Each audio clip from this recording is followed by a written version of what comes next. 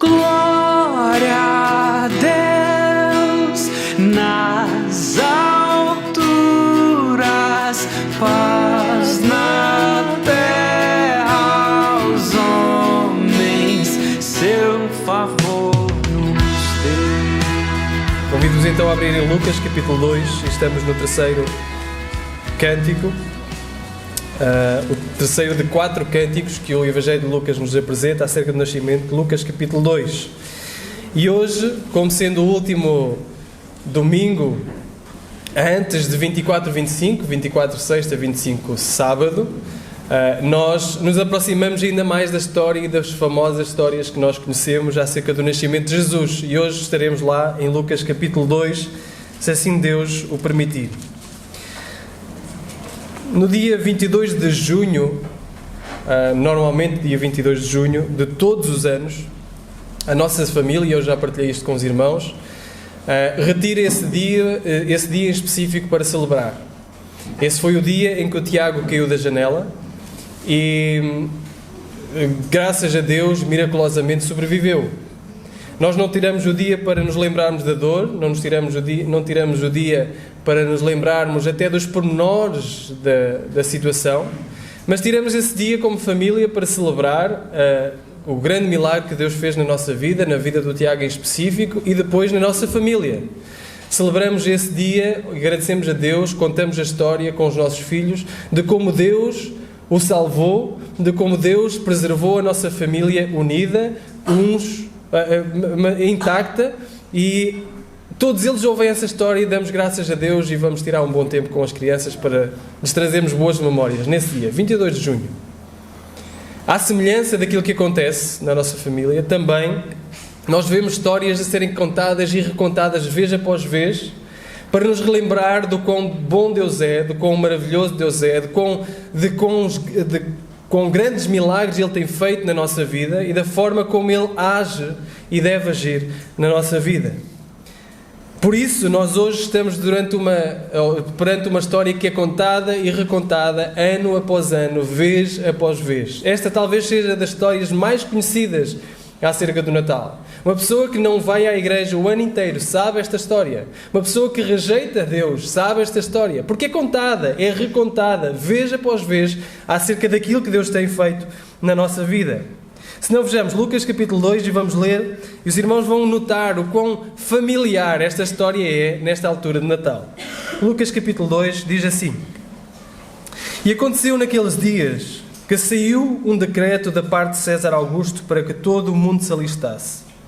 Este primeiro alistamento foi feito sendo Cirénio governador da Síria. E todos iam alistar-se, cada um à sua própria cidade. E subiu da Galileia também José, da cidade de Nazaré, à Judeia, à cidade de Davi, chamada Belém, porque era da casa e da família de Davi, a fim de alistar-se com Maria, sua mulher, que estava grávida.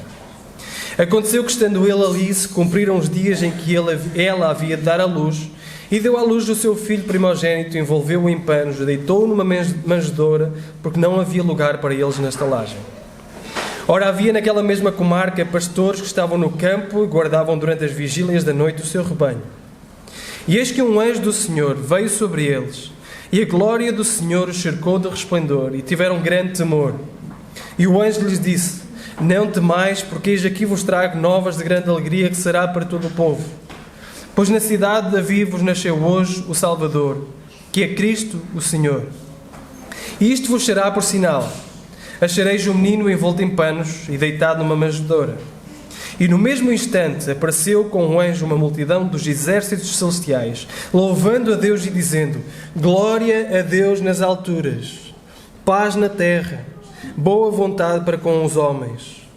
E aconteceu que, ausentando-se deles os anjos para o céu, disseram os pastores uns aos outros: Vamos, pois, até Belém e vejamos isso que aconteceu e que o Senhor nos fez saber.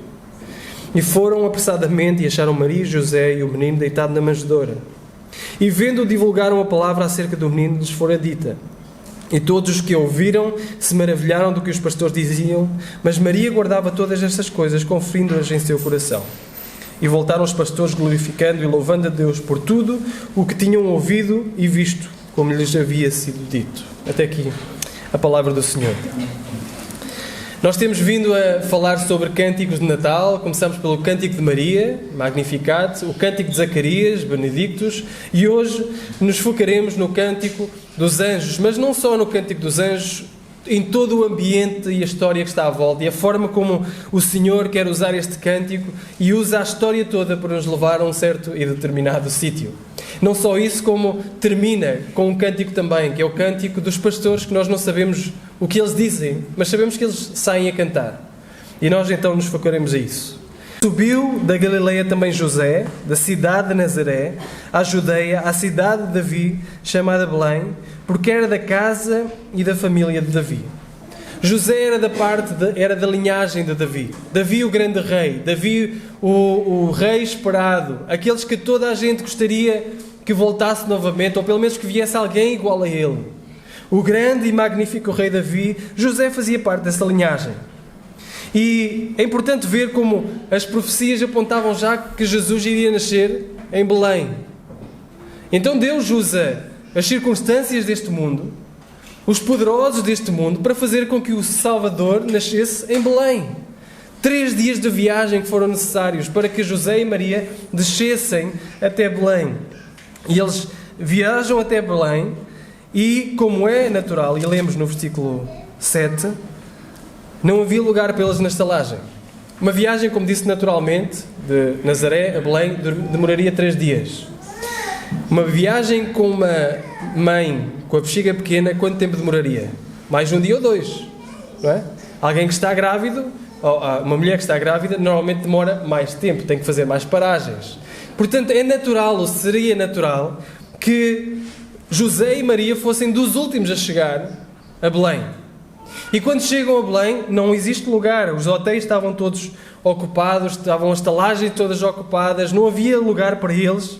Chegaram tarde, portanto, tiveram-se a contentar com o que havia, que era um estábulo. Tiveram-se a contentar com um teto em cima deles, um estábulo, um local dos animais. E foi aí que o Messias prometido nasceu. Foi aí que Jesus nasceu. Versículo 6 e 7. E aconteceu que, estando ali eles, se cumpriram os dias que ela havia de dar à luz, e deu à luz o seu filho primogênito. Ora, eu já estive em 4 trabalhos de parto, em 4 salas de parto, e nunca foi assim tão fácil. Não é? Lucas faz para ser fácil o que não é fácil. Cumpriram-se os dias e deu à luz. Mas ainda assim ele escreveu, cumpriram-se os dias, deu à luz, e continua, o envolveu em panos, deitou-o numa manjedoura, porque não havia lugar para eles na estalagem. É assim que ele descreve. Maria dá à luz, Jesus vem ao mundo, o evento mais significativo da história até o momento. O evento mais maravilhoso da história até o momento. Sabemos que Jesus nasceu com um propósito, morrer na cruz, e a cruz é o foco. Mas o evento de um Deus sobrenatural, todo-poderoso, que desceu a este mundo, se tornou como um de nós, é descrito desta forma. Ele chegou, envolveu-o em panos, deitou no sítio dos animais comerem, na manjedoura, porque não havia lugar para eles na estalagem. Parece que Deus se esqueceu de organizar os eventos, não é? O Pai se esqueceu de organizar os eventos. Parece que Maria se antecipou. Parece que o Pai estava à espera de mais uns dias para conseguir reservar lugar numa estalagem, ou pelo menos convocar pessoas importantes para estarem presentes, ou pelo menos arranjar alguns confortos para tanto a mãe como o bebê poderem ter. Parece que Deus se esqueceu de tudo isso. Ninguém se apercebeu, ninguém celebrou, ninguém cantou, ninguém se curvou em adoração. Mas nós sabemos que o Deus soberano de todo o universo não faz nada ao acaso. Nada.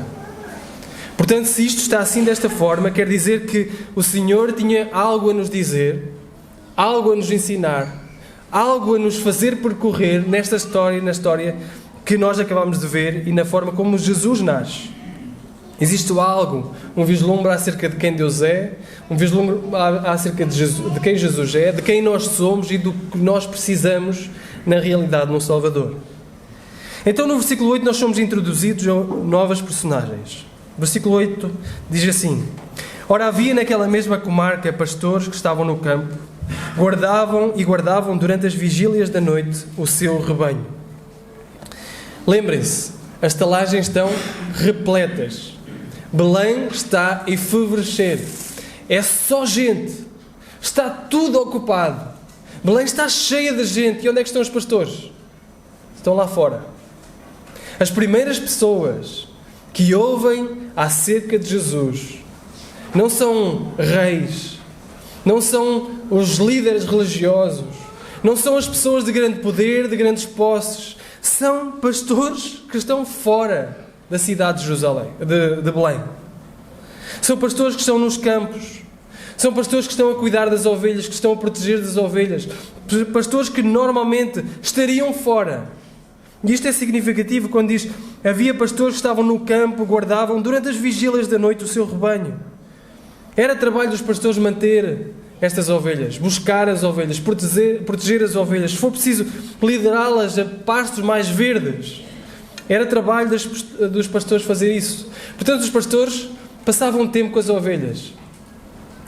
Quem passa tempo com alguém, passa-lhe a sentir e a partilhar os elementos dessa pessoa ou dessa coisa. Natural que os pastores eram pessoas sujas. Os pastores eram pessoas que cheiravam mal. Os pastores eram pessoas não desejáveis. Os pastores eram pessoas que normalmente estavam fora da cidade, porque não eram pessoas que queriam na sua mesa. Os pastores eram, por definição, pessoas que até mesmo em tribunal a sua palavra não tinha peso. O seu testemunho não era tido em conta. E pior que isso, numa sociedade organizada à volta daquilo que é religioso, os pastores tinham pouco ou nenhum acesso ao templo. Vejam a incongruência, produziam aquilo que era necessário para o templo, mas não podiam chegar perto do templo. Pessoas que estavam separadas, e lhes diziam que elas estavam separadas daquilo que é a glória de Deus, do espaço da presença de Deus. Ainda assim, são os pastores as primeiras pessoas a receber as notícias acerca do Messias. Então deixem-me ressaltar este primeiro ponto. Existe um pouco de pastores em cada um de nós. Porque os pastores estavam separados da glória de Deus até conhecerem Jesus. Romanos 3,23 nos diz o quê? Todos nós pecamos e separados estamos da glória de Deus. Todos. Eu pequei, vocês pecaram, a pessoa com quem está ao vosso lado sentada pecou, a pessoa que dorme ao vosso lado pecou, a pessoa que se vai sentar ao vosso lado na altura de consoada pecou, e separado está da glória de Deus. Tal como os pastores estavam separados da glória de Deus, os pastores não poderiam estar perto de Deus, tal como isso acontecia, também nós estamos longe de Deus. E a única maneira de nós chegarmos perto de Deus, de nos relacionarmos com Deus, é da mesma forma que os pastores, Deus vir até nós. Deus se manifestar em nós, perto de nós. E por isso existe um pouco de pastor em cada um de nós. Apesar disto ser verdade, esta realidade é manifestada de formas diferentes, dependendo de nós, dependendo da nossa vida. Há pessoas que naturalmente se sentem rejeitadas e afastadas de Deus pelo seu passado. O seu passado é difícil de digerir. Portanto, como é que Deus vai olhar para mim diante do meu passado? Ou pelo seu presente, a sua vida no presente não se coaduna com Deus, com os princípios de Deus. Então, naturalmente, eu afasto-me de Deus ou acho que estou separado de Deus. Ou na nossa mente, nós digamos que não somos bons o suficiente para nos chegarmos até Deus. Como é que Deus olharia para uma pessoa como eu? Então, olhamos para os pastores e pensamos, eu relaciono-me bem. Eu sou proscrito da sociedade. As pessoas olham para mim, olham para o meu passado, olham para o meu presente e não me acham digna de chegar perto de Deus. Mas, por outro lado, nós podemos nos relacionar com outras pessoas aqui e ainda assim estarmos afastadas de Deus. Nós podemos achar que somos bons o suficiente para nos relacionarmos com Deus. Isso é igualmente perigoso. Sabem, havia pessoas que estavam naquela estalagem, nas estalagens à volta, confortáveis. Havia pessoas naquela estalagem que estavam com mesa farta, com cobertores para os cobrirem. Estavam exatamente como gostavam de estar. Estavam a sentir-se dignos até por estarem naquelas casas quando outros não tinham direito a isso. Ainda assim, esses também não estavam perto de Jesus, apesar de Jesus estar ao lado, na estrebaria. Jesus estava ali e estava tão longe deles como das pessoas que estavam numa colina. Estavam longe de todos. Ninguém se tinha percebido. O que te pode afastar, portanto, não é a consciência de que tu és indigno, mas é o teu orgulho e autoconfiança em ti próprio. Podes achar que és digno o suficiente. Podes pensar que não precisas de um Salvador, que não precisas de ser perdoado, que estás confortável, que alcançaste coisas na vida, coisas suficientes para que Deus olhe para ti e diga: sim, com esta pessoa eu quero me relacionar. O resultado é que pensas que és bom o suficiente e não tens a necessidade, ou não sentes a necessidade que os pastores sentiam. A realidade é que não interessa quem és ou o que alcançaste. Eu preciso que tu creias, tu, tal como os pastores, precisas de Jesus e estás longe de Jesus. Tu, tal como eu, estamos longe de Deus até que encontremos Jesus. E precisamos de Jesus. Não existe nada a fazer em relação a isso. E este é o palco onde surge o versículo 9. O versículo 9 diz: E eis que um anjo do Senhor veio sobre eles, e a glória do Senhor cercou de resplendor, e tiveram grande temor. Notem, eis que a glória do Senhor os cercou de resplendor. Aqueles que lhes tinham dito que não poderiam chegar perto de Deus, que não poderiam estar perto da presença de Deus, esses são a quem a glória do Senhor vem ter com eles. A glória do Senhor que fez a face de Moisés resplandecer. A glória do Senhor que se manifestou numa coluna de fogo por todo o deserto a acompanhar o povo. A glória do Senhor que estava circunscrita a um lugar chamado Santíssimo, ou Santo dos Santos, onde ninguém poderia entrar, a não ser uma pessoa, uma vez por ano, amarrada no tornozelo, caso acontecesse alguma coisa, para ser puxada, porque mais ninguém lá poderia entrar. Essa glória do Senhor que estava restrita a um só local, a uma só pessoa, uma só vez por ano, essa glória do Senhor desce sobre uma colina, sobre pastores indignos. Maravilhoso! Esta glória do Senhor os cerca de resplendor e, naturalmente, eles ficam com temor. Versículo 10. Não temam, porque eis que vos trago novas de grande alegria, que será para todo o povo. Não temam, porque eis que vos trago novas de grande alegria, que será para quem? Para todo o povo. Não é só para a elite religiosa. Não é só para aqueles que acham que merecem. São novas de grande alegria, que são para todo o povo, inclusive para vocês. É totalmente diferente se os anjos tivessem dito isto às elites religiosas. Quando dissesse a um fariseu: estas novas de grande alegria serão para todo o povo, ele diria: sim, será para mim, para o sumo sacerdote e talvez para aqui um grupo de bons judeus.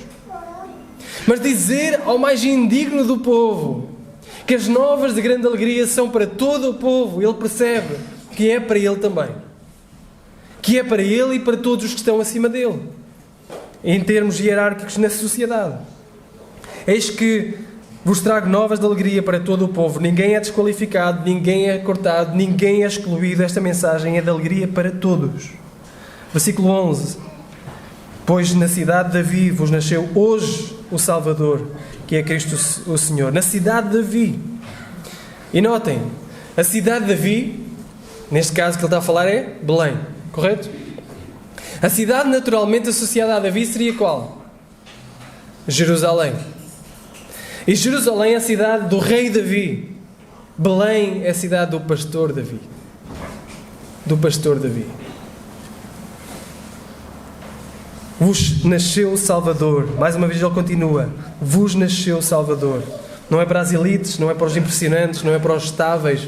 Vos nasceu a vocês, pastores, e a todo o povo, o Salvador, que é Cristo, que é o Messias prometido, o Rei, o Senhor, que é Cristo, o Senhor. Estes pastores recebem a revelação completa de Jesus desde o início. O sumo sacerdote continuava a dormir no seu sítio bem confortável, enquanto estes pastores estavam a receber as boas notícias de alegria, que eram para todo o povo. Ele é o Messias, Ele é o prometido de Deus, Ele é o verdadeiro Deus. E o versículo 12 diz então: isto vos será por sinal. Porquê que o anjo tinha necessidade de lhe dar um sinal? Ele tinha acabado de dizer quem era o Messias, que ele tinha nascido em Belém, na cidade de Davi. E era notícias de grande alegria para eles. Mas ainda assim na cabeça dos pastores poderia estar: tudo bem, isso é muito bonito, mas eu sempre ouvi que sou indigno. Eu sempre ouvi que não sou digno de chegar perto. Os meus pais, que me ensinaram a arte de ser pastor, ouviram isso. A sociedade se vira contra mim e diz que eu não sou digno. Como é que eu percebo, na verdade, que essa notícia é mesmo para mim? Ele diz: isto vos será por sinal. Achareis o menino envolto em panos e deitado numa manjedoura. Que melhor sinal era este? Que melhor sinal eles poderiam ter de que aquele menino era para eles também? Este menino não estava envolto em veludo, estava envolto em panos. Este menino não estava num palácio inacessível para eles, estava numa estrebaria. Este menino não estava rodeado das elites e dos soldados, estava rodeado de animais que eram o pão de cada dia deles. Este menino se parecia como eles, cheirava como eles, era igual a eles. Este era o melhor sinal de que as boas novas de grande alegria eram também para eles. Ele não usa coroa, não usa vestidos resplendorosos, não está rodeado de pessoas importantes. Ele está envolto em panos, deitado no sítio que os animais comem. Este pastor, este Jesus, é tal e qual vocês. E nesse momento então eles perceberam: isto é mesmo para nós. O versículo 13 nos diz: e no mesmo instante apareceu com um anjo uma multidão dos exércitos celestiais, louvando a Deus e dizendo: glória a Deus nas alturas, paz na terra, boa vontade para com os homens, a quem Ele quer bem. No mesmo instante as cortinas dos céus se abriram. E imaginem, é bom nós cantarmos juntos, é bom nós estarmos juntos, é bom juntarmos as nossas vozes a outras vozes, cantarmos juntos louvores ao nosso Deus. Parece que os pés levitam do chão quando nós cantamos louvores com os nossos irmãos e nos envolve. Imaginem exércitos de anjos celestiais nos céus abertos a cantarem glória a Deus nas alturas, paz na terra, dentre os homens a quem Ele quer bem. E esta paz não é aquela paz que nós precisamos no final de um dia de trabalho difícil. É harmonia relacional com Deus. E este cântico dos anjos é pequenino, muito significativo. Ele começa a dizer: glória a Deus nas alturas, porque tal como vimos, tudo o que vem para trás merece, os pastores não merecem a glória por serem alcançados por tão grande esplendor. Os pastores não têm neles, e eles sabem que não têm neles mérito para conseguir alcançar o favor de Deus, e serem os primeiros a ouvir as notícias acerca de Jesus. Portanto, toda a glória, todo o louvor da salvação de Jesus vem e é direcionado para Deus. Glória a Deus nas alturas, porque Ele se dignificou em fazer-se bom para connosco, misericordioso para connosco. Ele nos ama ao ponto de enviar o Seu Filho para morrer por nós. Glória a Deus nas alturas, porque nós não éramos dignos de chegar perto dEle, mas chegamos perto dEle através de Jesus. Glória a Deus nas alturas, porque ninguém se lembraria de um plano como este, mas Ele engendra um plano como este para nos fazer chegar perto dEle. Paz na terra entre os homens, paz entre nós e entre Deus, paz numa harmonia relacional. E vejam como termina: a quem Ele quer bem. Mais uma vez, graça.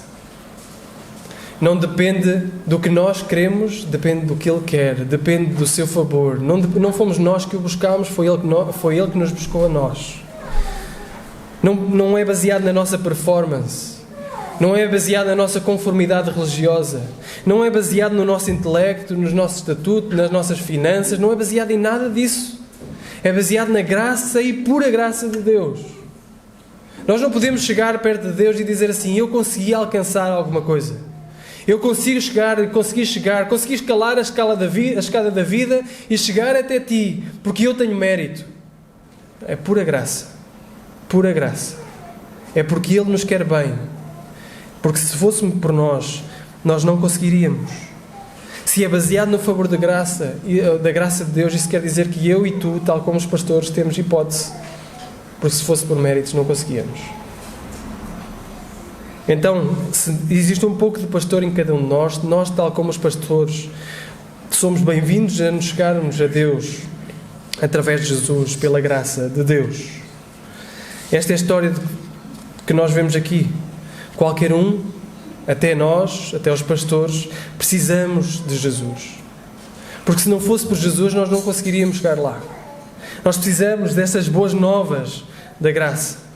Esta é a verdade que faz os céus se abrirem, irromperem em louvor. É que, à parte de Jesus, nós não temos nada, e com Jesus temos tudo. Como não rasgar os céus e os anjos descerem e louvarem a Deus? Como? Com tão grande graça. Jesus veio para que qualquer um, não importa quem seja, não importa se é muito inteligente ou tem grandes estudos ou é um indouto, não tem estudos. Não importa se tem muito dinheiro, se tem pouco dinheiro. Não importa o seu passado, não importa o seu presente, importa que se arrependa e creia em Jesus. Isso importa. Isso é tudo o que é necessário. Eu posso não conhecer a vossa história toda, eu posso não conhecer o vosso passado todo, até o vosso presente todo, mas Deus conhece. E Ele hoje está a dizer que não importa o passado, não importa o presente, importa que te arrependas e creias em Jesus. Só isto. Não depende de quem somos, depende de quem Deus é. Ele é bom, Ele é gracioso, Ele é misericordioso. Glória a Deus nas alturas, paz na terra a quem Ele quer bem. De facto, irmãos, quando olhamos para esta história, não somos só nós que nos relacionamos com os pastores. Jesus também se relaciona com eles. E deixem-me sugerir um terceiro ponto. Se existe um pouco de nós nos pastores, existe muito de Jesus nos pastores. Existe muito de pastor em Jesus. Existe muito de pastor em Jesus. Quando eles chegam, e nós vemos nos versículos seguintes, eles não veem um rei, alguém que se parece com um rei, alguém que se parece com a realeza. Eles veem alguém que se parece, que cheira, que é igual a eles. É um bebé que se parece com um pastor, que nasce numa cidade de pastores, num lugar de pastores. Jesus veio exatamente para ser como um pastor. Quando Jesus quis mostrar como funcionava o coração de Deus em relação ao seu amor para com a humanidade, sabem o que é que ele disse? Contou a história. Nós ouvimos a primeira parte na quinta-feira. A segunda parte da história, ele diz assim: olha, havia um pastor que tinha 100 ovelhas. 100 ovelhas. Uma delas se perde. E ele deixa as 99 no aprisco e sai e vai buscar a uma que se perdeu. E vai, busca, procura, encontra, mete-a aos ombros e volta a trazê-la de volta ao aprisco. Jesus disse em João capítulo 10: eu sou o bom pastor, que dou a minha vida pelas minhas ovelhas. Jesus é o bom pastor, que vai atrás de nós, que nos busca, que procura, que nos coloca aos ombros e nos traz perto dele, que nos carrega aos ombros e nos leva para perto do Pai. Jesus é o bom pastor, que não importa o que nós fazemos, não importa o que nós somos, não importa que nos arrependamos e creiamos, Ele vai e busca-nos e traz-nos para um relacionamento com Deus, o Pai. Versículo 15. Aconteceu que, ausentando-se deles os anjos para o céu, disseram os pastores uns aos outros: vamos, pois, até Belém, vejamos isso que aconteceu e que o Senhor nos fez saber. Eles quiseram ir ver, quiseram ir ouvir. E foram apressadamente e acharam Maria e José, o menino, deitado numa manjedoura. Eles encontraram Jesus, como dissemos, igual a eles. Exatamente igual a eles. Parecido com eles. Identificado com eles. E vendo, divulgaram a palavra que acerca do menino lhes fora dita. E todos os que ouviram se maravilharam do que os pastores diziam. Mas Maria guardava todas estas coisas no seu coração. E voltaram os pastores glorificando a Deus, louvando a Deus por tudo o que lhes tinham ouvido e visto, e tudo o que lhes havia sido dito. Quando os pastores chegaram, divulgaram as coisas que se passaram, viram Jesus verdadeiramente como Ele é. Perceberam Jesus como Ele é, identificado com eles. Perceberam, se nós damos tudo de nós para as nossas ovelhas, se nós buscamos as nossas ovelhas, nos preocupamos com as nossas ovelhas, protegemos as nossas ovelhas, provemos para as nossas ovelhas, se for preciso damos a vida pelas nossas ovelhas, se Ele é como nós, Ele será melhor do que nós. Tudo o que nós fazemos pelas nossas ovelhas, Ele fará muito melhor do que para nós. Ele nos protegerá, Ele proverá para nós, Ele nos guiará a pastos mais verdes, Ele dará a sua vida por nós. E Ele deu. E quando perceberam isso, contaram a José e Maria, alegraram-se. Diz o versículo 20 que voltaram os pastores glorificando e louvando a Deus por tudo o que se tinham ouvido e visto, como lhes havia sido dito. Havia uma canção nos lábios dos pastores também. Não sabemos o conteúdo, não sabemos o que disseram, mas eles viram Jesus e creram em Jesus. Eles viram Jesus e perceberam que Ele era como eles. Eles viram Jesus e perceberam tudo isto que o envolvia. Ele é o sumo pastor, Ele é o grande pastor que fará tudo muito melhor do que nós, que nasceu, que viverá e morrerá como estava prometido pelos nossos pecados. Então, quando percebemos isso, quando eles perceberam isso, criou-se uma canção nos seus lábios. E deixem-me terminar com este ponto. Estar perto de Jesus, irmãos, dá-nos também razões para cantar. Ver Jesus, perceber a tão grande salvação e estar perto dele, percebê-lo, cheirá-lo, identificar-se connosco, dá-nos razões para cantar. Se nada na tua vida corre da forma como tu queres, o trabalho está difícil, nós não sabemos bem o que fazer no trabalho, a escola está difícil, os colegas pressionam-nos como nós nunca imaginaríamos que fosse, o casamento está difícil, a parentalidade, os filhos não são aquilo que nós queríamos, eles não nos obedecem, é difícil.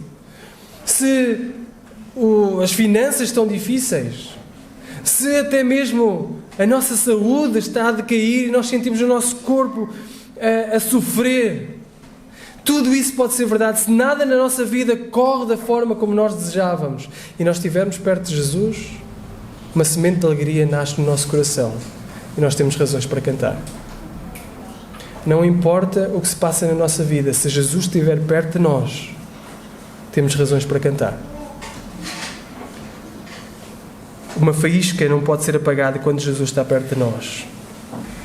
Eu creio que se nós conseguirmos estar perto de Jesus, não importa aquilo que se passa, não importa a instabilidade da vida, nós temos alegria na nossa vida, razões para cantar, porque Jesus veio para nos trazer perto de Deus. Jesus veio para viver uma vida perfeita, morrer por nós no nosso lugar, sofrer a ira do Pai, ressuscitar ao terceiro dia, ascender aos céus e antes de ascender aos céus dizer assim: eu preciso de ir, porque se não for, o Consolador não virá até vocês. E Ele foi, e o Consolador vive dentro daqueles que se arrependem e creem. Toda a glória que preencheu a colina há milhares de anos, onde os pastores estavam, habita dentro daquele que se arrepende e crê em Jesus Cristo. A glória da presença de Deus habita dentro de nós.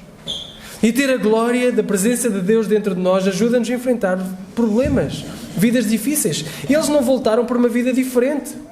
Eles voltaram por uma vida de dificuldades, uma vida de problemas, uma vida que continuou a ser afastada da sociedade, e onde pessoas lhe continuaram a dizer: tu não és digno de chegar perto do templo.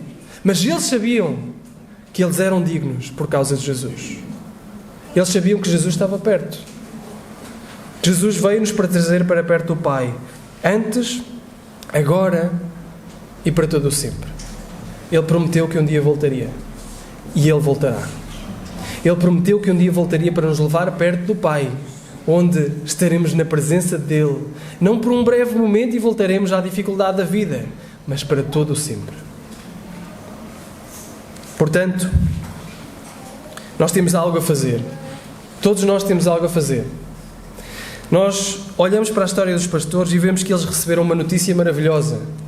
Mas se eles tivessem ficado nos campos, eles não teriam percebido que Jesus é verdadeiramente como eles.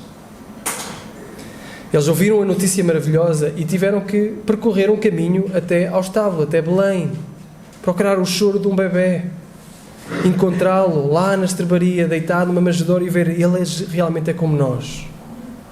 Hoje, cada um de nós está a ouvir boas notícias, notícias maravilhosas, mas é preciso percorrer um caminho. Não basta ouvir, não basta gostar de ouvir até. É preciso percorrer um caminho até Jesus. É preciso arrependermos dos nossos pecados e crermos em Jesus Cristo. Esse é o caminho a traçar. Porque de nada vale chegar um dia ao pé de Deus, no tribunal de Deus, no juízo de Deus e dizermos assim, eu gostava de ouvir. Eu ia à igreja às vezes. Eu estava lá presente. Eu ia em eventos especiais. Eu estava lá. Eu gostava muito de ouvir. Também os pastores gostaram de ouvir, nas colinas de Belém, os anjos a cantar maravilhas. Mas eles não ficaram ali. Eles percorreram o caminho que os anjos lhes disseram para percorrer. E hoje o caminho a percorrer é só um. É nós reconhecermos que somos indignos sem Jesus, tal como os pastores eram. Mas que por causa de Jesus nós temos acesso ao Pai. E por isso nós reconhecemos o nosso pecado e arrependemos do nosso pecado e cremos em Jesus, que é o único que nos pode relacionar com Deus. É preciso responder com fé. Para alguns, o primeiro passo é dizer, eu creio, eu preciso dessa criança que nasceu há milhares de anos atrás para viver uma vida perfeita e morrer no meu lugar. Eu creio em Jesus, eu preciso de Jesus, eu não vivo sem Jesus, eu não posso viver sem Jesus. Para alguns, aqui hoje, é preciso percorrer esse caminho.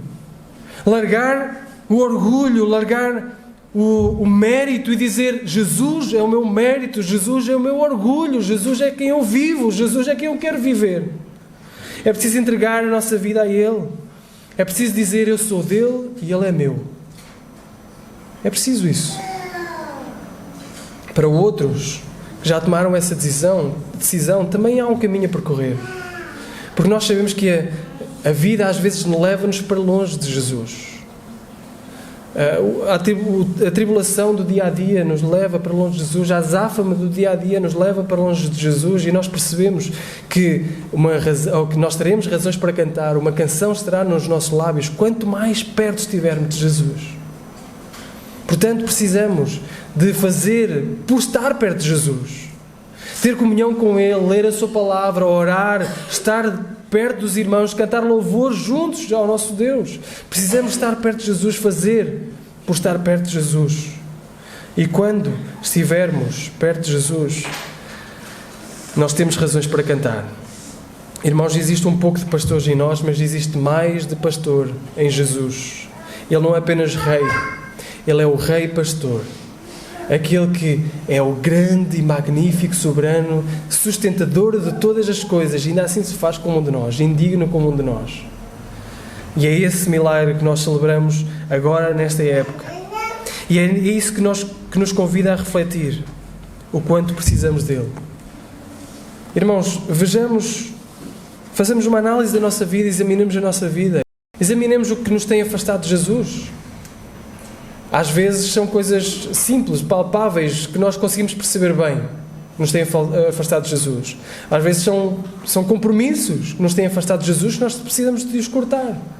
Às vezes são tempo no telemóvel, ou tempo nas séries e nos filmes, que nós percebemos que é tão fácil de passar tempo aqui, mas tão difícil de passar tempo a ler a Bíblia e a orar. Há coisas simples que nós podemos fazer para nos aproximarmos de Jesus. O que é que podemos fazer esta semana que caminhamos para o Natal, para nos aproximarmos de Jesus? E se o teu caso é de alguém que precisa tomar este primeiro passo, se arrepender e crer, estou completamente disponível para ajudar. Hoje mesmo poderá, como diz essa mesma parábola, haver alegria nos céus por um pecador que se arrepende. E esse é o meu desejo. Que o Senhor nos abençoe.